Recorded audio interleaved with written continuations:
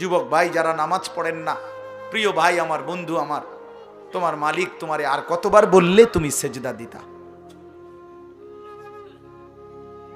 23 বছর বলেও মনটা গলাইতে পারলো না। 30 পারা কোরআন নাজিল করলেও দিল গলাইতে পারলো না। আর কতবার বললে ইয়া আইয়ুহাল্লাযীনা আমানু, হে ঈমানদারগণ। এই শব্দটি কোরআনুল কারীমে 89 বার আছে। কতবার? আর কতবার বললে আপনি শুনতেন? আল্লাহ তাআলা বলেন, যদি প্রতিযোগিতাই করতে হয় তাহলে জান্নাতের জন্যই প্রতিযোগিতা করা উচিত। তার প্রতিযোগিতা মানে এগিয়ে যাওয়ার চেষ্টা। প্রতিযোগিতার অর্থই এটা, যে অন্যকে ডিঙ্গায়া নিজে আগে বাড়ার চেষ্টা, এটারই বলে প্রতিযোগিতা। কোরআনুল কারীমের মধ্যে আল্লাহ তাআলা বলছেন, লিমিসলি হাদা ফালিয়ামালিল আমিলুন। যদি মেহনতি করতে হয়, পরিশ্রমী করতে হয়, তো আল্লাহ বলেন জান্নাতের জন্যই মেহনত করা উচিত। তাহলে এর দ্বারাও বোঝা গেল একটু কষ্ট স্বীকার করা এটা জান্নাতের জন্যই করা উচিত। কোরআন শরীফে আল্লাহ তাআলা বলেন, ফাস্তাবিকুল খায়রাত, কল্যাণ অর্জনের জন্য, নেকি অর্জনের জন্য তোমরা প্রতিযোগিতা করো। তাহলে এখানেও আল্লাহ তাআলা উৎসাহিত করেছেন নেকির প্রতিযোগিতা করতে। কোরআনুল কারীমের মধ্যে আছে আল্লাহ তাআলা বলেন, ওয়াসারিউ ইলা মাগফিরাতিম মির রাব্বিকুম ওয়া জান্নাতিন আরদুহাস সামাওয়াতু ওয়াল আরদ। আল্লাহ তাআলা বলেন, তোমরা দৌড়াও, ছোট, আগে বাড়ো। কিসে? আল্লাহর মাগফিরাত এবং আল্লাহ তাআলার জান্নাত অর্জনের জন্যে। তাহলে বোঝা গেল আল্লাহর কাছ থেকে মাগফিরাত পাওয়ার জন্য এবং জান্নাত পাওয়ার জন্য আল্লাহ তাআলা বলছে সারিউ। সারিউ অর্থ হলো ছোট, আগে বাড়ো, দৌড় লাগাও, দৌড় দাও। আমরা কিতাবের মধ্যে পড়ছি, বদরের যুদ্ধের ঘটনার মধ্যে আছে, বদরের যুদ্ধের দিন নবী সাল্লাল্লাহু আলাইহি ওয়াসাল্লাম সাহাবায়ে কেরামকে যখন যুদ্ধের ময়দানে দাঁড় করাইছেন, 313 জন সাহাবীকে। তো যুদ্ধের ময়দানে আগের দিনে নিয়ম ছিল যে যুদ্ধের বাহিনী মোট 5টা হইতো, মানে প্রত্যেক দলের গ্রুপ হইতো 5টা। যুদ্ধে এই সম্মুখ যুদ্ধ, যে মুখোমুখি তীর তলোয়ার তরবারি ঘোড়ার যেই যুদ্ধ ছিল, সেই যুদ্ধে 5টা ভাগে ভাগ করতে হইতো যুদ্ধের সেনাবাহিনীকে। একটা হলো, এটাকে বলে মুকাদ্দামাতুল জাইশ, অর্থাৎ অগ্রবর্তী বাহিনী, যারা যুদ্ধের মূল ময়দানে আগেই পৌঁছে যাবে। এরপরে মাঝখানে হইল, যুদ্ধ অবস্থায় হইল 4টা বাহিনী। একটা হইল ডান পাশের বাহিনী, মাইমানাতুল জাইশ। আরেকটা হইল মাইসারাতুল জাইশ, বাম পার্শ্ব বাহিনী। আরেকটা হইল কালবুল জাইশ, মধ্যবর্তী বাহিনী, এখানে সেনাপতি থাকতো।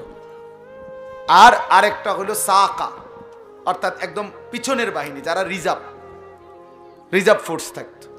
এবারে সৈন্য কম হোক বেশ হোক, এটাই নিয়ম ছিল যে এই 5 ভাগে ভাগ করতে হইতো। তো আল্লাহ নবী সাল্লাল্লাহু আলাইহি ওয়াসাল্লাম কাফেলাকে এই 5 ভাগে ভাগ করে সবকিছু ঠিকঠাক করে যখন যুদ্ধ শুরু করবে ঘোষণা দিয়েছেন, তখন নবী সাল্লাল্লাহু আলাইহি ওয়াসাল্লাম, তো আল্লাহ নবী সাল্লাল্লাহু আলাইহি ওয়াসাল্লাম বললেন, এই যুদ্ধ যখন শুরু করলেন তখন আল্লাহ নবী সাল্লাল্লাহু আলাইহি ওয়াসাল্লাম সাহাবীদেরকে একটা কথা বলছেন, যে এই আয়াতটা পড়ছেন নবীজি, ওয়াসারিউ ইলা মাগফিরাতিম মির রাব্বিকুম ওয়া জান্নাতিন আরদুহাস সামাওয়াতু ওয়াল আরদ উইদ্দাত লিল মুত্তাকিন। আল্লাহ তাআলা বলেন, আল্লাহর ক্ষমা এবং আল্লাহর জান্নাত, যেটা আসমান জমিন প্রশস্ত, সেটা অর্জনের জন্য দৌড় দাও, আগে বাড়ো, ছোট। তো আল্লাহ নবী এই আয়াত পড়ে সাহাবীদের দিকে তাকিয়ে বললেন, আগে বাড়ো, জান দাও, জান্নাত নাও। আগে বাড়ো, জান দাও, জান্নাত। এইটা বলতেই এক সাহাবী, উনি ক্ষুধার্ত ছিলেন প্রচন্ড।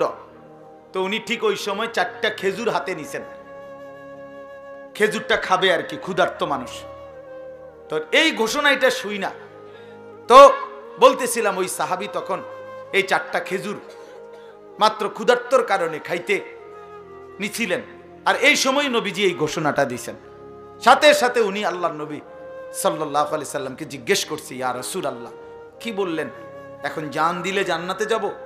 আল্লাহর নবী বলেন, আল্লাহর কসম জান্নাতে যাইবা, আমি ওয়াদা দিলাম, কসম করলাম, এখন জান দিলে এখনই জান্নাতে। তখন উনি এই সাহাবী তখন বললেন, ইয়া রাসূলুল্লাহ, তাহলে 4টা খেজুর খাইতে যেটুকু সময় দেরি হবে জান্নাতে যাইতে, এটুকু দেরি কেন করব? এখন জান দেব, এখন জান্নাতে যাব। এই জন্য 4টা খেজুর আরেকজনের হাতে দিয়ে যুদ্ধের ময়দানে ঝাঁপায়া পড়ছেন, শহীদ হয়ে জান্নাতি হয়ে গেছে। এই ছিল সাহাবায়ে কেরাম। সাহাবায়ে কেরামের কলিজার মধ্যে ফিকির ছিল এটা, জান্নাতে যাওয়ার জন্য 4টা খেজুর খাওয়ার সময় দেরি করব কেন, দেরি করব কেন? এই জন্য বাপ, মুমিনের জিন্দেগি আল্লাহ এই জন্য বলছে, অফি যালিকা ফালিয়াতানাফাসিল মুতানাফিসুন। আল্লাহ বলছে, আমার বান্দা যদি প্রতিযোগিতাই করতে হয়, জান্নাতের প্রতিযোগিতা করো, আখিরাতের প্রতিযোগিতা করো। তাফসিরে মাআরিফুল কোরআনে মুফতি শফি রহমতুল্লাহ আলাই লিখছেন এই আয়াতের ব্যাখ্যায় যে দুনিয়ার প্রতিযোগিতা করো না কেন, তিনি বড় সুন্দর কথা লিখছেন যে, হে আল্লাহর বান্দা, দুনিয়ার প্রতিযোগিতা কইরো না, মানে দুনিয়া বাড়ানোর। কেন? কয় যে কারণ দুনিয়ার প্রতিযোগিতায় যদি তুমি জিতেও যাও তাইলেও মরে যাবা, যদি হাইরাও যাও তাইলেও মরে যাবে, তো লাভ হইল কি? লাভ হইল কি?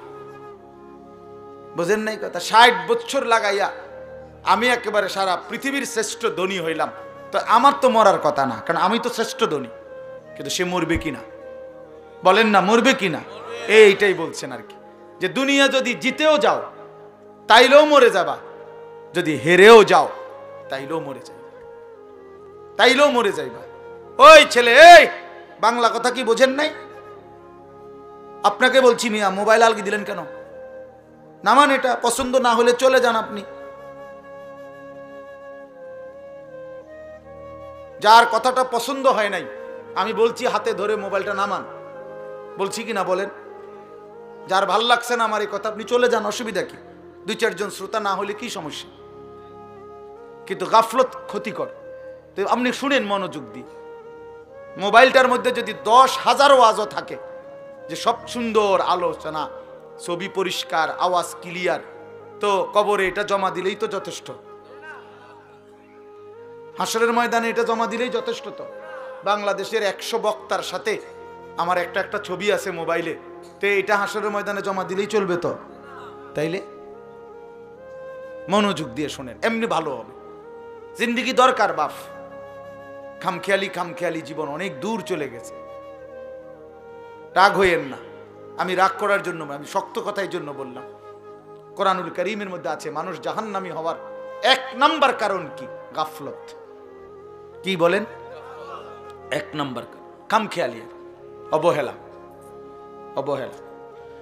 কোরআন শরীফে আছে, আল্লাহ তাআলা বলছে, যত লোককে আমি আল্লাহ জাহান্নামে ফেলবো, মানে যত লোক জাহান্নামী হবে, সমস্ত লোকের পরিচয় একত্রে, উলাইকা হুমুল গাফিলুন। সরাসরি কোরআন শরীফ আল্লাহ বলেন, এরা কেন জাহান্নামী হলো? কারণ এরা সকলেই ছিল গাফেল। কি ছিল বাপ? গাফেল। কোরআন শরীফে আছে, আল্লাহ তাআলা আমাদের নবী সাল্লাল্লাহু আলাইহি সাল্লামকে বলছেন, নবীজিকে বলছেন, আচ্ছা নবীজি আল্লাহ তাআলার স্মরণ থেকে গাফেল ছিলেন কতক্ষণ? সপ্তাহে কোন দিন? 24 ঘন্টার মধ্যে কখন? কখনোই না। আম্মা জান আয়েশা রাদিয়াল্লাহু তাআলা আনহা বলেন, নবীজির স্ত্রী, কানা রাসূলুল্লাহ সাল্লাল্লাহু আলাইহি ওয়াসাল্লাম ইয়াযকুরুল্লাহ ফি কুল্লি আহইয়ানিহি। তিনি বলেন, আল্লাহর নবী সাল্লাল্লাহু আলাইহি সাল্লাম সর্বদাই আল্লাহ তাআলার স্মরণ করতেন। ফি কুল্লি আহইয়ান, সর্বদাই আল্লাহ তাআলার জিকির করতেন, স্মরণ করতেন। তাহলে যিনি সারাক্ষণ আল্লাহকে স্মরণ করতেন, সেই তাকে, নবীকে আল্লাহ কোরআনে বলছেন, ওয়ালা তাকুম মিনাল গাফিলিন। নবীজিকে বলছে, বন্ধু আপনাকে বলছি, গাফেলদের অন্তর্ভুক্ত হইয়েন না। আপনি কে, আমি কে বলেন? নবীজিকে যদি আল্লাহ কথা বলে যে বন্ধু আপনি গাফেলদের অন্তর্ভুক্ত হয়েন না, আমাদের জন্য কি পরিমাণ তাকিদ, আমাদের জন্য কি পরিমাণ গুরুত্ব দেওয়া উচিত, গুরুত্ব দেওয়া উচিত। আমাদের একজন বড় বুজুর্গ ছিলেন, বাংলাদেশে একসময় আসতেন পাকিস্তান থেকে, অনেক বড় এক বুজুর্গ আলেম ওয়াইস আওলাদে রসুল সৈয়দ আব্দুল মজিদ নদীম সাহেব রহমতুল্লাহ আলাইহ। ছোটবেলায় আমরা কুমিল্লা কান্দিরপার টাউন হল মাঠে অথবা ঈদগাহ মাঠে উনি বয়ান করতেন। আন্তর্জাতিক ইসলামী মহাসম্মেলন হইতো আগে সারা বাংলাদেশে, বিভিন্ন জেলায়। উনি 1 মাস 1.5 মাস সফর করতেন বাংলাদেশে। আমরা যখন ছাত্র ছিলাম তখন ওনার বয়ান শুনতাম, এত সুন্দর বয়ান করতেন। আল্লাহর কোরআন যখন পড়তেন মনে হইতো যেন আসমান থেকে নাজিল হইতেছে। আমার প্রিয় ভাই, আমাদের স্নেহের হাফেজ তানভীর তেলাওয়াত করলেন, আপনাদের কাছে ভালো লাগছে না? আমি নিজেও তার তেলাওয়াতের ভক্ত। আমার মাদ্রাসায় সে অনেকবার গেছে, অনেকবার। চোখে দেখে না যে পৃথিবীর আলো, সে তার মালিকের আলো কি পরিমাণ দেখলো। সুবহানাল্লাহ। হায় বদনসিব ওই মানুষগুলো যাদের চোখ ছিল 60 বছর, কিন্তু তারা কোরআনুল কারীমের একটা লাইন শুদ্ধ করে পড়তে পারে নাই, পারে না। তার চাইতে বড় বদনসিব, মন্দ কপাল, দুর্ভাগা আর কেউ হইতে পারে। আফসোস ওদের জন্য। তো বলতেছিলাম, এই উনি পাকিস্তানের এই হযরত এখন ইন্তেকাল করছেন, আরো অনেক দিন হয়েছে। ওনার ছেলে এখন বড় ওয়াইজ। এই কিছুদিন আগেও বাংলাদেশে উনি হযরত মাওলানা ফয়সাল নদীম উনি বয়ান করে গেছেন বাংলাদেশের, প্রায় 15-20 দিন ছিলেন, এই কয়েকদিন আগে গেল। তো উনি সবসময় তসবিহ পড়তেন, হাতে তসবিহ রাখে পড়তেন। তো উনি একদিন বয়ানের মধ্যে বলছেন, ইউরোপে কোনো এক দেশে উনি বয়ানে গেছেন। তো ওইখানকার এক মুসলিম যুবক ওনাকে জিজ্ঞাসা করছে যে হযরত আপনি যে হাতে তসবিহ ব্যবহার করেন এটা কি? তখন উনি বলছেন যে এটা মুদাক্কেরা, এটা আমাকে স্মরণ করিয়ে দেয়। তো কি স্মরণ করিয়ে দেয়? আমাকে একটু পর পর এটা হাতে থাকলে আমার আল্লাহর জিকিরের কথা স্মরণ করায় দেয়, হাতে লাগলে আমার এটা তখন মনে পড়ে, তো আমি কিছুক্ষণ আবার আল্লাহকে ডাকি, জিকির করি, এই জন্য এটা আমার স্মরণ করায় দেয়। তখন ওই যুবক, কথাটা খেয়াল করেন, ওই যুবক তখন ওনাকে বলছে, আচ্ছা হযরত, নবী সাল্লাল্লাহু আলাইহি ওয়াসাল্লাম তিনি এই তসবিহ মানে এই দানাওয়ালা এগুলো এটা ব্যবহার করতেন? এটা ব্যবহার অর্থাৎ উনি বলেন যে সে আমার কাছে এটাই জানতে চাচ্ছিল যে নবীজি এটা ব্যবহার করছেন কিনা, আপনি যে ব্যবহার করেন। তখন উনি বলেন, আমি তাকে বললাম, হ্যাঁ যুবক, তোমার প্রশ্ন তো ঠিক আছে, নবীজি এটা ব্যবহার করতেন কিনা, কিন্তু আগে তুমি কি এটা জানো যে নবী সাল্লাল্লাহু আলাইহি সাল্লাম আল্লাহকে ভুলতেন কিনা? বুঝেন নাই কথা? নবী সাল্লাল্লাহু আলাইহি সাল্লাম আল্লাহকে ভুলতেন কিনা? তিনি তো আল্লাহকে কখনোই ভুলতেন না। তা আমি তো প্রথমেই বলছি এইটা তো ওই ব্যক্তির জন্য যে ভুলে যায় তার মাওলাকে, এটা মনে করায় দেয়। আল্লাহর নবী এটা কেন ব্যবহার করবেন? তিনি তো 24 ঘন্টাই আল্লাহকে স্মরণ করতেন। ওনারে আবার মনে করাই দিবে কি? ও দরকার কি? তো এই জন্য বললাম বাপ, ওয়ালা তাকুম মিনাল গাফিলিন, গাফেল না হওয়া, গাফেল না। মুমিন গাফেল হয় না, মুসলমান গাফেল হয় না। মুসলমান গাফেল হয় না, এক ধ্যানে থাকে, এক ফিকিরে থাকে, আখিরাতের গন্তব্যের দিকে তাকিয়ে থাকে। আল্লাহর নবী সাল্লাল্লাহু আলাইহি ওয়াসাল্লাম হাদিসের মধ্যে আছে, সাহাবায়ে কেরাম নবীজির চেহারার স্বাভাবিক অবস্থার বর্ণনা দিতেন, যে নবীজির চেহারা মোবারকের দিকে তাকাইলে স্বাভাবিকভাবে কি মনে হইতো, কি মনে হইতো?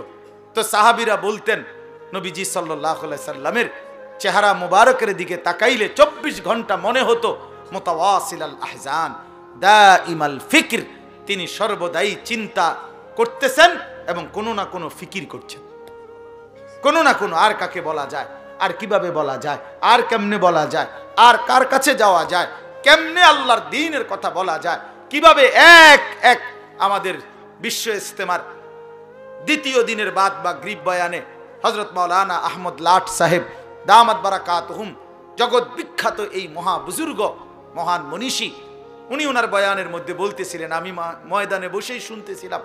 হযরত বলছেন রাসূলুল্লাহ সাল্লাল্লাহু আলাইহি সাল্লামের 24 ঘন্টা ফিকির ছিল এক এক আল্লাহর বান্দা কিভাবে জাহান্নাম থেকে বাঁচবে। সাহাবায়ে কেরামের মৃত্যু পর্যন্ত ফিকির ছিল যে আল্লাহ পাকের এক এক বান্দা কেমনে জাহান্নাম থেকে বাঁচবে, জাহান্নাম থেকে বাঁচবে, জাহান্নাম থেকে বাঁচবে। তো নবী সাল্লাল্লাহু আলাইহি সাল্লামের চেহারা মোবারকের দিকে তাকাইলেই এটা মনে হইতো যে তিনি ফিকির করতেছেন, দুয়ারে দুয়ারে হাঁটতেন, দাঁড়ে দাঁড়ে, কখনো বাজারে, কখনো হাটে, কখনো মাঠে, কখনো একজনের কাছে, কখনো 10 জনের কাছে, কখনো রাতে, কখনো দিনে, কখনো উপরে, কখনো নিচে, कभी आरश पर, कभी फरश पर, कभी उनके दर, कभी दर बदर, गमे आशिकी तेरा शुक्रिया, मैं कहां कहां से गुजर गया। কই থেকে কই ছুটতেন, দুয়ার থেকে দুয়ারে ছুটতেন।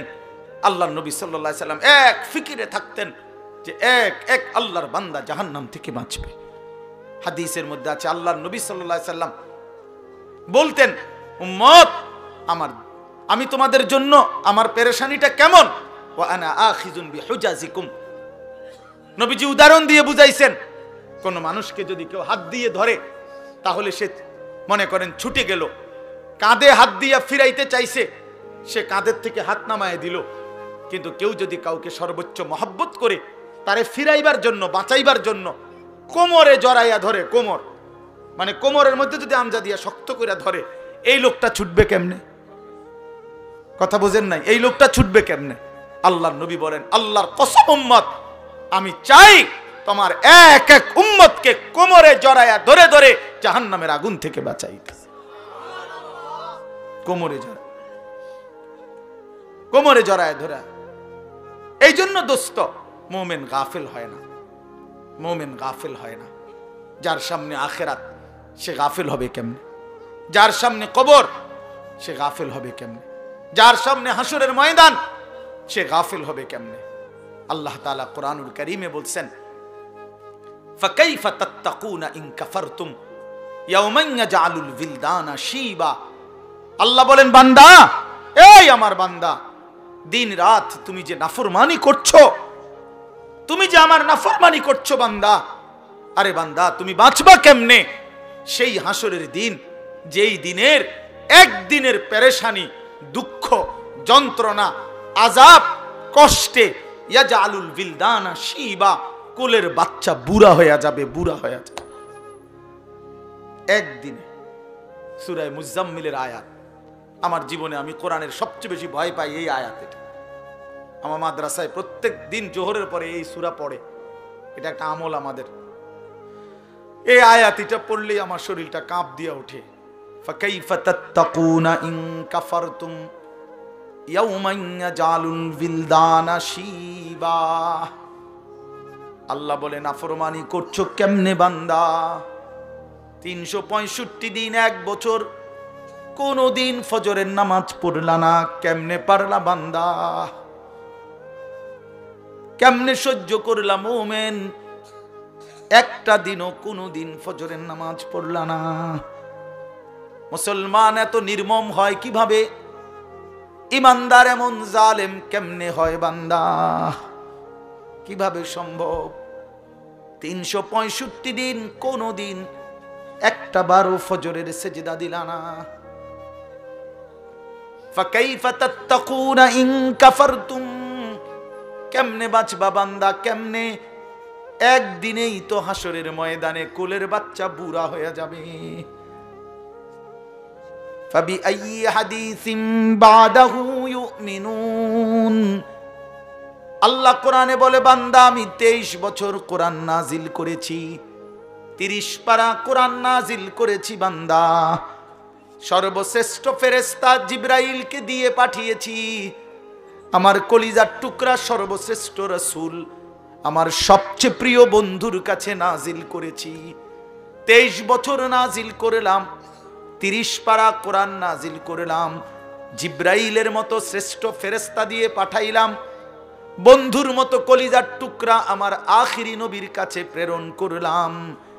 প্রতিটা কথা বান্দা আমি বারবার বারবার বললাম। এবার আল্লাহ জিজ্ঞেস করে, বান্দা এরপরে আর আমি কেমনে বললে, কতবার বললে, আর কোন কিতাব নাজিল করিলে, আর কাকে বললে, কেমনে বললে, আর কার কাছে নাজিল করিলে তুমি বান্দা আমার কথা মেনে নিতা, তুমি বলো। বলেন যুবক ভাই যারা নামাজ পড়েন না, প্রিয় ভাই আমার, বন্ধু আমার, তোমার মালিক তোমারে আর কতবার বললে তুমি সেজদা দিতা? 23 বছর বলেও মনটা গলাইতে পারলো না। 30 পারা কোরআন নাজিল করলেও দিল গলাইতে পারলো না। আর কতবার বললে ইয়া আইয়ুহাল্লাযীনা আমানু, হে ঈমানদারগণ। এই শব্দটি কোরআনুল কারীমে 89 বার আছে। কতবার? আর কতবার বললে আপনি শুনতেন? 80 বারের চাইতে বেশি কোরআনুল কারীমে নামাজের কথা আছে। আকিমুস সালাহ, আকিমুস সালাহ, আকিমুস সালাহ বারবার বলছেন আল্লাহ। আর কতবার বললে নামাজ পড়তেন? ইত্তাকুল্লাহ, ইত্তাকুল্লাহ, ইত্তাকুল্লাহ বারবার বলছেন। আল্লাহ জানতে চায় বান্দা আর কতবার বললে তুমি গুনাহ ছেড়ে দিতা? বলেন। এই জন্য দোস্ত ইনসাফ করেন, ইনসাফ করেন। নিয়ম সর্বস্ব একটা ওয়াজ যেন না হয়, একটা ফিকির যেন হয়, দিলের মধ্যে যেন একটা অনুভূতি জাগে। আবারও বলছি, মুসলমান গাফিল হয় না, মুমিন কি হয় না? গাফিল হয় না। মুমিন গাফিল হয় না, মুমিন গাফিল হয় না। গাফলত জাহান্নামীদের পরিচয়, গাফিল জাহান্নামীদের পরিচয়। আমার কিশোর নওজোয়ান ভাই সবার কাছে অনুরোধ করলাম, নওজোয়ান নিজের উপরে দয়া করেন। বয়স্ক বাবা যারা আছেন নিজের উপরে রহম করেন, ফিকির করেন, ফিকির করেন। ওয়াল তানজুর নাফসুম মা কদ্দামাত লিগাদ। আমরা প্রত্যেকেই, আল্লাহ বলছে, প্রতিটি প্রাণ, প্রতিটি আত্মা, প্রতিটা জীবন আলাদা আলাদা রক্ষ করো, হিসাব করো। আজকের দুনিয়া থেকে আগামীকালকের আখিরাত পর্যন্ত, আগামীকালকের আখিরাতের জন্য আজ দুনিয়া থেকে কি পাঠিয়েছ? আল্লাহ তাআলা বলেন যদি প্রতিযোগিতাই করতে হয় তাহলে জান্নাতের জন্যই প্রতিযোগিতা করা উচিত। তার প্রতিযোগিতা মানে এগিয়ে যাওয়ার চেষ্টা। প্রতিযোগিতার অর্থই এটা যে অন্যকে ডিঙ্গায়া নিজে আগে বাড়ার চেষ্টা, এটারই বলে প্রতিযোগিতা। কোরআনুল কারীমের মধ্যে আল্লাহ তাআলা বলছেন লিমিসলি হাদা ফালিয়ামালিল আমিলুন। যদি মেহনতি করতে হয়, পরিশ্রমী করতে হয়, তো আল্লাহ বলেন জান্নাতের জন্যই মেহনত করা উচিত। তাহলে এর দ্বারাও বোঝা গেল একটু কষ্ট স্বীকার করা এটা জান্নাতের জন্যই করা উচিত।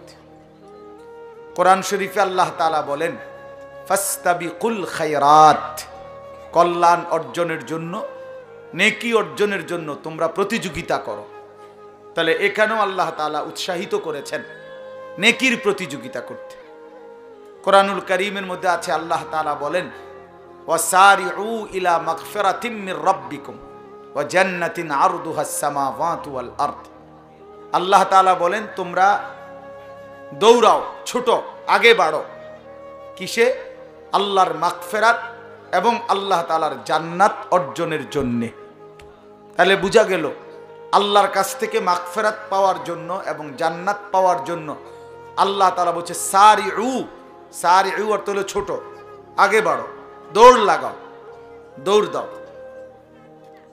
আমরা কিতাবের মধ্যে পড়ছি, বদরের যুদ্ধের ঘটনার মধ্যে আছে, বদরের যুদ্ধের দিন নবী সাল্লাল্লাহু আলাইহি ওয়াসাল্লাম সাহাবায়ে কেরামকে যখন যুদ্ধের ময়দানে দাঁড় করাইছেন 313 জন সাহাবীকে, তো যুদ্ধের ময়দানে আগের দিনে নিয়ম ছিল যে যুদ্ধের বাহিনী মোট 5টা হইতো, মানে প্রত্যেক দলের গ্রুপ হইতো 5টা।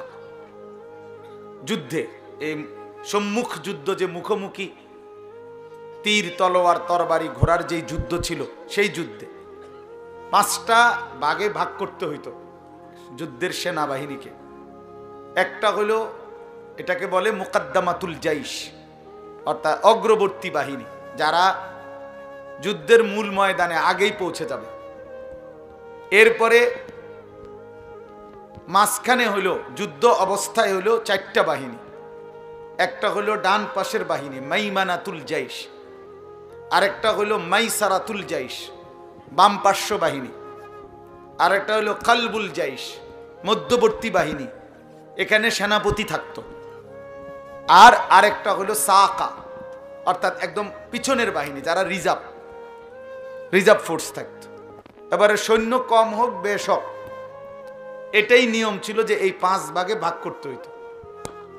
তো আল্লাহ নবী সাল্লাল্লাহু আলাইহি ওয়াসাল্লাম কাফেলাকে এই 5 ভাগে ভাগ করে সবকিছু ঠিকঠাক করে যখন যুদ্ধ শুরু করবে ঘোষণা দিয়েছেন, তখন নবী সাল্লাল্লাহু আলাইহি ওয়াসাল্লাম, তো আল্লাহ নবী সাল্লাল্লাহু আলাইহি ওয়াসাল্লাম বললেন, এই যুদ্ধ যখন শুরু করলেন তখন আল্লাহ নবী সাল্লাল্লাহু আলাইহি ওয়াসাল্লাম সাহাবীদেরকে একটা কথা বলছেন যে এই আয়াতটা পড়ছেন নবীজি, ওয়াসারিউ ইলা মাগফিরাতিম মির রাব্বিকুম ওয়া জান্নাতিন আরদুহাস সামাওয়াতু ওয়াল আরদ উইদ্দাত লিল মুত্তাকিন।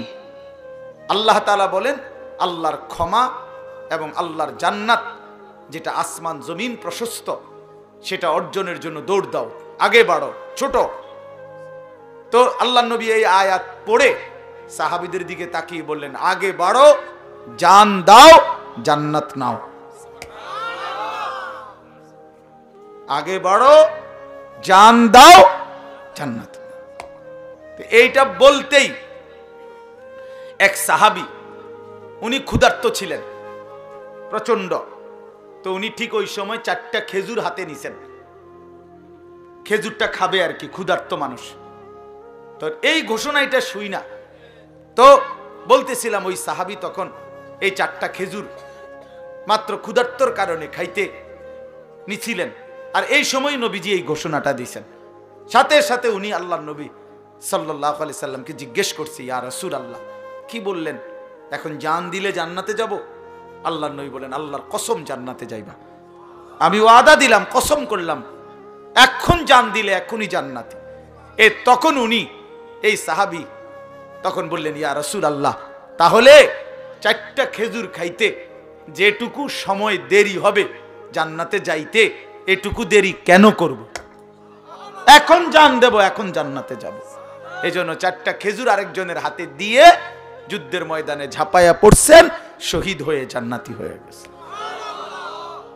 এই ছিল সাহাবায়ে কেরাম। সাহাবায়ে কেরামের কলিজার মধ্যে ফিকির ছিল এটা, জান্নাতে যাওয়ার জন্য 4টা খেজুর খাওয়ার সময় দেরি করব কেন, দেরি করব কেন? এই জন্য বাপ, মুমিনের জিন্দেগি আল্লাহর জন্য বলছেন, অফি যালিকা ফালিয়াতানাফাসিল মুতানাফিসুন। আল্লাহ বলছে, আমার বান্দা যদি প্রতিযোগিতাই করতে হয়, জান্নাতের প্রতিযোগিতা করো, আখিরাতের প্রতিযোগিতা করো। তাফসিরে মাআরিফুল কোরআনে মুফতি শফি রাহমাতুল্লাহি আলাইহি লিখছেন এই আয়াতের ব্যাখ্যায় যে দুনিয়ার প্রতিযোগিতা করো না কেন, তিনি বড় সুন্দর কথা লিখছেন যে, হে আল্লাহর বান্দা, দুনিয়ার প্রতিযোগিতা কইরো না, মানে দুনিয়া বাড়ানোর। কেন? কয় যে কারণ দুনিয়ার প্রতিযোগিতায় যদি তুমি জিতেও যাও তাইলেও মরে যাবা, যদি হাইরাও যাও তাইলেও মরে যাবে। তো লাভ হইল কি? লাভ হইল কি? বোঝেন নাই কথা? 60 বছর লাগাইয়া আমি একেবারে সারা পৃথিবীর শ্রেষ্ঠ ধনী হইলাম, তো আমার তো মরার কথা না, কারণ আমি তো শ্রেষ্ঠ ধনী। কিন্তু সে মরবে কিনা বলেন না, মরবে কিনা? এইটাই বলছেন আর কি, যে দুনিয়া যদি জিতেও যাও তাইলেও মরে যাবা, যদি হেরেও যাও তাইলেও মরে যাইবা, তাইলেও মরে যাইবা। ওই ছেলে, এই বাংলা কথা কি বোঝেন নাই? আপনাকে বলছি, মিয়া মোবাইল আলগি দিলেন কেন? নামান, এটা পছন্দ না হলে চলে যান আপনি। যার কথাটা পছন্দ হয় নাই, আমি বলছি হাতে ধরে মোবাইলটা নামান, বলছি কি না বলেন? যার ভাল লাগছে না আমার এই কথা, আপনি চলে যান, অসুবিধা কি? 2-4 জন শ্রোতা না হলে কি সমস্যা? কিন্তু গাফলত ক্ষতিকর। তো আপনি শুনেন মনোযোগ দিয়ে। মোবাইলটার মধ্যে যদি 10,000 ওয়াজও থাকে, যে সব সুন্দর আলোচনা, ছবি পরিষ্কার, আওয়াজ ক্লিয়ার, তো কবরে এটা জমা দিলেই তো যথেষ্ট, হাসরের ময়দানে এটা জমা দিলেই যথেষ্ট। তো বাংলাদেশের 100 বক্তার সাথে আমার একটা ছবি আছে মোবাইলে, তো এটা হাসরের ময়দানে জমা দিলেই চলবে তো? তাইলে মনোযোগ দিয়ে শোনেন, এমনি ভালো হবে। জিন্দিগি দরকার বাপ। খামখেয়ালি জীবন অনেক দূর চলে গেছে। রাগ হইয়েন না, আমি রাগ করার জন্য, আমি শক্ত কথার জন্য বললাম। কোরআনুল কারীমের মধ্যে আছে মানুষ জাহান্নামী হওয়ার 1 নাম্বার কারণ কি? গাফলত। কি বলেন? 1 নাম্বার কারণ খামখেয়ালি, অবহেলা। কোরআন শরীফে আছে আল্লাহ তাআলা বলছে যত লোককে আমি আল্লাহ জাহান্নামে ফেলবো, মানে যত লোক জাহান্নামী হবে সমস্ত লোকের পরিচয় একত্রে উলাইকা হুমুল গাফিলুন। সরাসরি কোরআন শরীফ আল্লাহ বলেন এরা কেন জাহান্নামী হলো? কারণ এরা সকলেই ছিল গাফেল। কি ছিল বাপ? গাফেল। কোরআন শরীফে আছে আল্লাহ তাআলা আমাদের নবী সাল্লাল্লাহু আলাইহি সাল্লামকে বলছেন, নবীজিকে বলছেন, আচ্ছা নবীজি আল্লাহ তাআলার স্মরণ থেকে গাফেল ছিলেন কতক্ষণ? সপ্তাহে কোন দিন? 24 ঘন্টার মধ্যে কখন? কখনোই না। আম্মা জান আয়েশা রাদিয়াল্লাহু তাআলা আনহা বলেন নবীজির স্ত্রী কানা রাসূলুল্লাহ সাল্লাল্লাহু আলাইহি ওয়াসাল্লাম ইয়াযকুরুল্লাহ ফি কুল্লি আহইয়ানিহি, তিনি বলেন আল্লাহর নবী সাল্লাল্লাহু আলাইহি সাল্লাম সর্বদাই আল্লাহ তাআলার স্মরণ করতেন। ফি কুল্লি আহইয়ান, সর্বদাই আল্লাহ তাআলার জিকির করতেন, স্মরণ করতেন।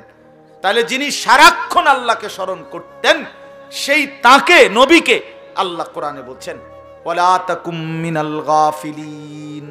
নবীজিকে বলছে বন্ধু আপনাকে বলছি গাফেলদের অন্তর্ভুক্ত হইয়েন না। আপনি কে? আমি কে? বলেন। নবীজিকে যদি আল্লাহ কথা বলে যে বন্ধু আপনি গাফেলদের অন্তর্ভুক্ত হইয়েন না, আমাদের জন্য কি পরিমাণ তাকিদ, আমাদের জন্য কি পরিমাণ গুরুত্ব দেওয়া উচিত, গুরুত্ব দেওয়া উচিত। আমাদের একজন বড় বুজুর্গ ছিলেন, বাংলাদেশে একসময় আসতেন পাকিস্তান থেকে। অনেক বড় এক বুজুর্গ আলেম, ওয়াইজ, আওলাদে রসুল সৈয়দ আব্দুল মজিদ নদীম সাহেব রহমতুল্লাহ আলাইহ। ছোটবেলায় আমরা কুমিল্লা কান্দিরপাড় টাউন হল মাঠে অথবা ঈদগাহ মাঠে উনি বয়ান করতেন। আন্তর্জাতিক ইসলামী মহাসম্মেলন হইতো আগে সারা বাংলাদেশে, বিভিন্ন জেলায়। উনি 1 মাস 1.5 মাস সফর করতেন বাংলাদেশে। আমরা যখন ছাত্র ছিলাম তখন ওনার বয়ান শুনতাম। এত সুন্দর বয়ান করতেন।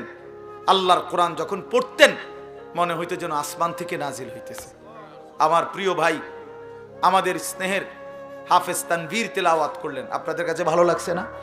আমি নিজেও তার তেলাওয়াতের ভক্ত। আমার মাদ্রাসায় সে অনেকবার গেছে, অনেকবার। চোখে দেখে না যে পৃথিবীর আলো, সে তার মালিকের আলো কি পরিমাণ দেখলো। সুবহান। হায় বদনসিব ওই মানুষগুলো যাদের চোখ ছিল 60 বছর, কিন্তু তারা কোরআনুল কারীমের একটা লাইন শুদ্ধ করে পড়তে পারে নাই, পারে না। তার চাইতে বড় বদনসিব, মন্দ কপাল, দুর্ভাগা আর কেউ হইতে পারে। আফসোস ওদের জন্য। তো বলতেছিলাম এই উনি পাকিস্তানের এই হযরত এখন ইন্তেকাল করছেন, আরো অনেক দিন হয়েছে। ওনার ছেলে এখন বড় ওয়াইজ। এই কিছুদিন আগেও বাংলাদেশে উনি হযরত মাওলানা ফয়সাল নদীম উনি বয়ান করে গেছেন বাংলাদেশের। প্রায় 15-20 দিন ছিলেন, এই কয়েকদিন আগে গেল। তো উনি সবসময় তসবিহ পড়তেন, হাতে তসবিহ রাখে পড়তেন। তো উনি একদিন বয়ানের মধ্যে বলছেন ইউরোপে কোন এক দেশে উনি বয়ানে গেছেন। তো ওইখানকার এক মুসলিম যুবক ওনাকে জিজ্ঞাসা করছে যে হযরত আপনি যে হাতে তসবিহ ব্যবহার করেন এটা কি? তখন উনি বলছেন যে এটা মুদাক্কেরা, এটা আমাকে স্মরণ করিয়ে দেয়। তো কি স্মরণ করিয়ে দেয়? আমাকে একটু পর পর এটা হাতে থাকলে আমার আল্লাহর জিকিরের কথা স্মরণ করায় দেয়। হাতে লাগলে আমার এটা তখন মনে পড়ে, তো আমি কিছুক্ষণ আবার আল্লাহকে ডাকি, জিকির করি, এই জন্য এটা আমার স্মরণ করায় দেয়। তখন ওই যুবক, কথাটা খেয়াল করেন, ওই যুবক তখন ওনাকে বলছে আচ্ছা হযরত, নবী সাল্লাল্লাহু আলাইহি ওয়াসাল্লাম তিনি এই তসবিহ মানে এই দানাওয়ালা এগুলো এটা ব্যবহার করতেন? এটা ব্যবহার অর্থাৎ উনি বলেন যে সে আমার কাছে এটাই জানতে চাচ্ছিল যে নবীজি এটা ব্যবহার করছেন কিনা, আপনি যে ব্যবহার করেন। তখন উনি বলেন, আমি তাকে বললাম হ্যাঁ যুবক তোমার প্রশ্ন তো ঠিক আছে, নবীজি এটা ব্যবহার করতেন কিনা, কিন্তু আগে তুমি কি এটা জানো যে নবী সাল্লাল্লাহু আলাইহি সাল্লাম আল্লাহকে ভুলতেন কিনা? সুবহানাল্লাহ, বুঝেন নাই কথা? নবী সাল্লাল্লাহু আলাইহি সাল্লাম আল্লাহকে ভুলতেন কিনা? তিনি তো আল্লাহকে কখনোই ভুলতেন না। তা আমি তো প্রথমেই বলছি, এইটা তো ওই ব্যক্তির জন্য যে ভুলে যায় তার মাওলাকে, এটা মনে করায় দেয়। আল্লাহর নবী এটা কেন ব্যবহার করবেন? তিনি তো 24 ঘন্টাই আল্লাহকে স্মরণ করতেন। ওনারে আবার মনে করাই দিবে কি? ও দরকার কি? তো এই জন্য বললাম বাপ, ওয়ালা তাকুম মিনাল গাফিলিন, গাফেল না হওয়া, গাফেল না। মুমিন গাফেল হয় না, মুসলমান গাফেল হয় না। মুসলমান গাফেল হয় না, এক ধ্যানে থাকে, এক ফিকিরে থাকে, আখিরাতের গন্তব্যের দিকে তাকিয়ে থাকে। আল্লাহর নবী সাল্লাল্লাহু আলাইহি ওয়াসাল্লাম হাদিসের মধ্যে আছে, সাহাবায়ে কেরাম নবীজির চেহারার স্বাভাবিক অবস্থার বর্ণনা দিতেন, যে নবীজির চেহারা মুবারকের দিকে তাকাইলে স্বাভাবিকভাবে কি মনে হইতো, কি মনে হইতো? তো সাহাবীরা বলতেন, নবীজি সাল্লাল্লাহু আলাইহি সাল্লামের চেহারা মুবারকের দিকে তাকাইলে 24 ঘন্টা মনে হতো মুতাওয়াসিলাল আহজান দাইমাল ফিকর, তিনি সর্বদাই চিন্তা করতেছেন এবং কোনো না কোনো ফিকির করছেন, কোনো না কোনো। আর কাকে বলা যায়, আর কিভাবে বলা যায়, আর কেমনে বলা যায়, আর কার কাছে যাওয়া যায়, কেমনে আল্লাহর দ্বীনের কথা বলা যায়, কিভাবে এক এক আমাদের বিশ্ব ইজতেমার দ্বিতীয় দিনের বাদ বা গ্রিব বয়ানে হযরত মাওলানা আহমদ লাট সাহেব দামাত বারাকাতুহুম, জগৎ বিখ্যাত এই মহা বুজুর্গ, মহান মনীষী, উনি ওনার বয়ানের মধ্যে বলতেছিলেন, আমি ময়দানে বসেই শুনতেছিলাম। হযরত বলছেন রাসূলুল্লাহ সাল্লাল্লাহু আলাইহি সাল্লামের 24 ঘন্টা ফিকির ছিল এক এক আল্লাহর বান্দা কিভাবে জাহান্নাম থেকে বাঁচবে। সাহাবায়ে কেরামের মৃত্যু পর্যন্ত ফিকির ছিল যে আল্লাহ পাকের এক এক বান্দা কেমনে জাহান্নাম থেকে বাঁচবে, জাহান্নাম থেকে বাঁচবে, জাহান্নাম থেকে বাঁচবে। তো নবী সাল্লাল্লাহু আলাইহি সাল্লামের চেহারা মুবারকের দিকে তাকাইলে এটা মনে হইতো যে তিনি ফিকির করতেছেন, ফিকির করতেছেন। দুয়ারে দুয়ারে হাঁটতেন, দাঁড়ে দাঁড়ে, কখনো বাজারে, কখনো হাটে, কখনো মাঠে, কখনো একজনের কাছে, কখনো 10 জনের কাছে, কখনো রাতে, কখনো দিনে, কখনো উপরে, কখনো নিচে, কবি আরশ पर कभी फरश पर, कभी उनके दर, कभी दर बदर, गमे आशिकी तेरा शुक्रिया, मैं कहां कहां से गुजर गया। কই থেকে কই ছুটতেন, দুয়ার থেকে দুয়ারে ছুটতেন। আল্লাহর নবী সাল্লাল্লাহু আলাইহি সাল্লাম এক ফিকিরে থাকতেন যে এক এক আল্লাহর বান্দা জাহান্নাম থেকে বাঁচবে। হাদিসের মধ্যে আছে, আল্লাহর নবী সাল্লাল্লাহু আলাইহি সাল্লাম বলতেন, উম্মত আমার, আমি তোমাদের জন্য আমার পেরেশানিটা কেমন, ওয়া আনা আখিযুন বিহুজাজিকুম। নবীজি উদাহরণ দিয়ে বুঝাইছেন, কোন মানুষকে যদি কেউ হাত দিয়ে ধরে, তাহলে সে মনে করেন ছুটে গেল, কাঁধে হাত দিয়ে ফিরাইতে চাইছে, সে কাঁধের থেকে হাত নামায় দিল। কিন্তু কেউ যদি কাউকে সর্বোচ্চ মহব্বত করে তারে ফিরাইবার জন্য, বাঁচাইবার জন্য কোমরে জড়াইয়া ধরে, কোমর মানে কোমরের মধ্যে যদি আমজা দিয়া শক্ত করে ধরে, এই লোকটা ছুটবে কেমনে? কথা বোঝেন নাই? এই লোকটা ছুটবে কেমনে? আল্লাহর নবী বলেন, আল্লাহর কসম উম্মত, আমি চাই তোমার এক এক উম্মতকে কোমরে জড়াইয়া ধরে ধরে জাহান্নামের আগুন থেকে বাঁচাইতে। কোমরে জড়ায়, কোমরে জড়ায় ধরা। এই জন্য দোস্ত, মুমিন গাফিল হয় না, মুমিন গাফিল হয় না। যার সামনে আখিরাত, সে গাফিল হবে কেমনে? যার সামনে কবর, সে গাফিল হবে কেমনে? যার সামনে হাসরের ময়দান, সে গাফিল হবে কেমনে? আল্লাহ তাআলা কুরআনুল কারীমে বলছেন, ফাকাইফা তাত্তাকুনা ইন কাফারতুম ইয়াওমান ইয়াজআলুল বিলদানা শিবা। আল্লাহ বলেন, বান্দা, এই আমার বান্দা, দিন রাত তুমি যে নাফরমানি করছো, তুমি যে আমার নাফরমানি করছো বান্দা, আরে বান্দা তুমি বাঁচবা কেমনে সেই হাসরের দিন, যেই দিনের একদিনের পেরেশানি, দুঃখ, যন্ত্রণা, আযাব, কষ্টে ইয়াজআলুল বিলদানা শিবা, কোলের বাচ্চা বুড়া হয়ে যাবে, বুড়া হয়ে যাবে একদিনে। সূরা মুজাম্মিলের আয়াত। আমার জীবনে আমি কোরআনের সবচেয়ে বেশি ভয় পাই এই আয়াত। এটা আমার মাদ্রাসায় প্রত্যেক দিন জোহরের পরে এই সূরা পড়ে, এটা একটা আমল আমাদের। এই আয়াত এটা পড়লেই আমার শরীরটা কাঁপ দিয়ে ওঠে। ফাকাইফা তাত্তাকুনা ইন কাফারতুম ইয়াওমান ইয়াজআলুল বিলদানা শিবা। আল্লাহ বলে নাফরমানি করছো কেমনে বান্দা? 365 দিন, 1 বছর কোনদিন ফজরের নামাজ পড়লা না, কেমনে পারলা বান্দা? কেমনে সহ্য করলা মুমিন? একটা দিনও কোনদিন ফজরের নামাজ পড়লা না। মুসলমান এত নির্মম হয় কিভাবে? ইমানদার এমন জালেম কেমনে হয় বান্দা? কিভাবে সম্ভব? 365 দিন কোনদিন একটা বারও ফজরের সেজদা দিলা না। ফাকাইফা তাত্তাকুনা ইন কাফারতুম, কেমনে বাঁচবা বান্দা? কেমনে? একদিনেই তো হাসরের ময়দানে কোলের বাচ্চা বুড়া হয়ে যাবে। ফাবিআইয়ি হাদিসিন বাদাহু ইউমিনুন। আল্লাহ কোরআনে বলে বান্দা আমি 23 বছর কোরআন নাজিল করেছি, 30 পারা কোরআন নাজিল করেছি বান্দা।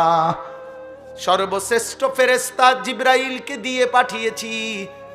আমার কলিজার টুকরা সর্বশ্রেষ্ঠ রাসূল আমার সবচেয়ে প্রিয় বন্ধুর কাছে নাজিল করেছি। 23 বছর নাজিল করলাম, 30 পারা কোরআন নাজিল করলাম, জিবরাইলের মতো শ্রেষ্ঠ ফেরেশতা দিয়ে পাঠাইলাম, বন্ধুর মতো কলিজার টুকরা আমার আখিরি নবীর কাছে প্রেরণ করলাম। প্রতিটা কথা বান্দা আমি বারবার বারবার বললাম। এবার আল্লাহ জিজ্ঞেস করে বান্দা এরপরে আর আমি কেমনে বললে, কতবার বললে, আর কোন কিতাব নাজিল করিলে, আর কাকে বললে, কেমনে বললে, আর কার কাছে নাজিল করিলে তুমি বান্দা আমার কথা মেনে নিতা? তুমি বলো। বলেন যুবক ভাই যারা নামাজ পড়েন না, প্রিয় ভাই আমার, বন্ধু আমার, তোমার মালিক তোমারে আর কতবার বললে তুমি সেজদা দিতা? 23 বছর বলেও মনটা গলাইতে পারলো না। 30 পারা কোরআন নাজিল করলেও দিল গলাইতে পারলো না। আর কতবার বললে ইয়া আইয়ুহাল্লাযীনা আমানু, হে ঈমানদারগণ। এই শব্দটি কোরআনুল কারীমে 89 বার আছে। কতবার? আর কতবার বললে আপনি শুনতেন? 80 বারের চাইতে বেশি কোরআনুল কারীমে নামাজের কথা আছে। আকিমুস সালাহ, আকিমুস সালাহ, আকিমুস সালাহ বারবার বলছেন আল্লাহ। আর কতবার বললে নামাজ পড়তেন? ইত্তাকুল্লাহ, ইত্তাকুল্লাহ, ইত্তাকুল্লাহ বারবার বলছেন। আল্লাহ জানতে চায় বান্দা আর কতবার বললে তুমি গুনাহ ছেড়ে দিতা? বলেন। এই জন্য দোস্ত ইনসাফ করেন, ইনসাফ করেন। নিয়ম সর্বস্ব একটা ওয়াজ যেন না হয়, একটা ফিকির যেন হয়, দিলের মধ্যে যেন একটা অনুভূতি জাগে। আবারও বলছি মুসলমান গাফেল হয় না, মুমিন কি হয় না? গাফেল হয় না। মুমিন গাফেল হয় না, মুমিন গাফেল হয় না। গাফলত জাহান্নামীদের পরিচয়, গাফেল জাহান্নামীদের পরিচয়। আমার কিশোর নওজোয়ান ভাই সবার কাছে অনুরোধ করলাম, নওজোয়ান নিজের উপরে দয়া করেন। বয়স্ক বাবা যারা আছেন নিজের উপরে রহম করেন, ফিকির করেন, ফিকির করেন। ওয়াল তানজুর নাফসুম মা কদ্দামাত লিগাদ। আমরা প্রত্যেকেই আল্লাহ বলছে প্রতিটি প্রাণ, প্রতিটি আত্মা, প্রতিটা জীবন আলাদা আলাদা রক্ষা করো, হিসাব করো। আজকের দুনিয়া থেকে আগামীকালকের আখিরাত পর্যন্ত, আগামীকালকের আখিরাতের জন্য আজ দুনিয়া থেকে কি পাঠিয়েছে।